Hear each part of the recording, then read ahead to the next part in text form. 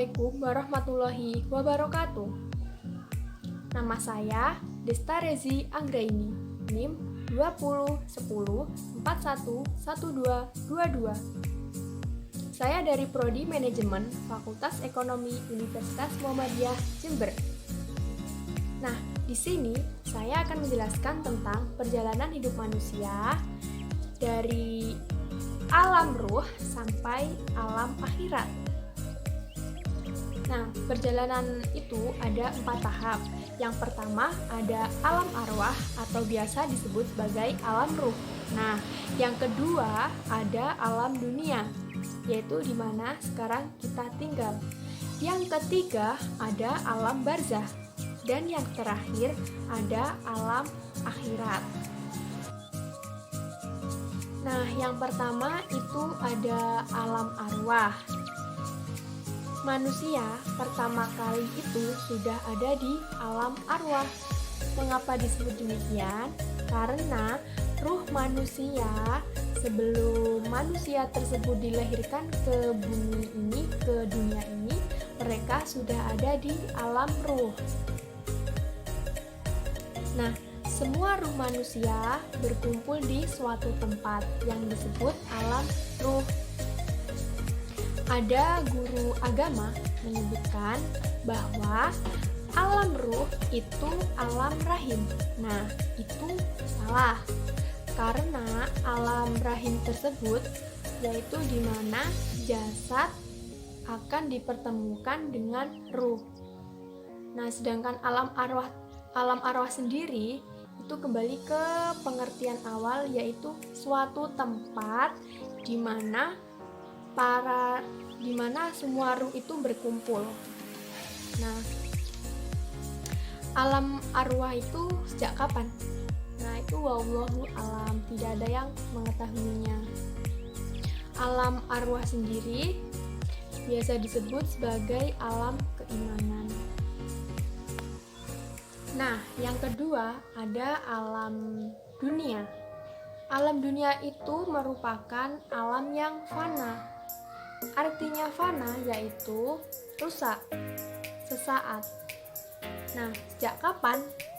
Sejak manusia itu dilahirkan di dunia ini sampai manusia tersebut nyawanya dicabut dan nyawanya dikembalikan. Di dalam dunia inilah yang penting.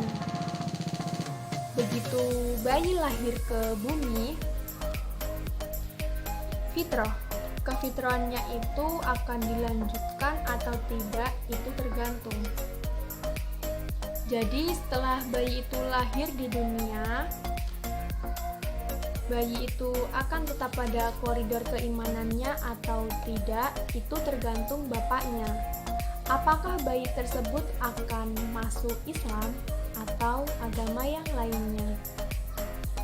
Menurut John Locke, itu dikatakan bahwa manusia itu seperti kertas putih yang masih kosong. Kertas yang masih kosong itu jika diibaratkan manusia yang baru lahir, itu masih suci, masih bersih, masih terjaga keimanannya. Jadi tergantung siapa yang akan menorehkan pena atau akan dituliskan tulisan apa di kertas itu tergantung orang yang akan menulisnya. Jadi sama seperti manusia, itu tergantung bapaknya akan mengarahkan anaknya itu ke agama Islam atau agama yang lainnya. Nah, yang ketiga ada alam barzah, bukan alam kubur. Banyak yang menafsirkan bahwa alam barzah itu alam kubur. Nah, itu salah. Jika ada yang menafsirkan seperti itu, maka nanti larinya akan ke kuburan atau ke makam. Itu tidak benar. Padahal barzah sendiri itu artinya dinding. Jadi ada alam lain yang bersandingan dengan alam kita. Alam lain tersebut bisa melihat alam kita, namun alam kita tidak bisa melihat alam lainnya tersebut. Alam barzah merupakan alam penantian sampai terompet malaikat Israfil ditiupkan. Di alam inilah manusia dibangkitkan untuk menuju ke padang mahsyar. Yang terakhir ada alam akhirat.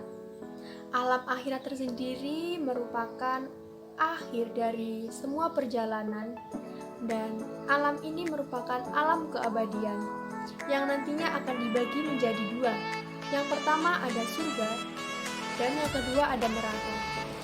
Orang-orang yang mentaati perintahnya, orang yang baik dan orang yang bertakwa, maka surgalah tempatnya. Namun sebaliknya, orang yang tidak mentaati perintahnya dan orang yang tidak bertakwa, maka nerakalah tempatnya. Mungkin cukup sekian yang dapat saya sampaikan. Apabila ada salah kata, saya mohon maaf. Wassalamualaikum warahmatullahi wabarakatuh.